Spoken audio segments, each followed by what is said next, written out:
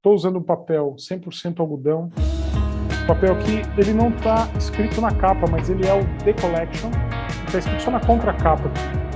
É o The Collection da a linha The Collection da marca Vanille alemã. Esse papel, ele tem 300 gramas, 100% algodão. Gosto desse tamanho, 36 por 48. Gosto muito desse tamanho aqui. É um tamanho ótimo para trabalhar ao ar livre, no estúdio.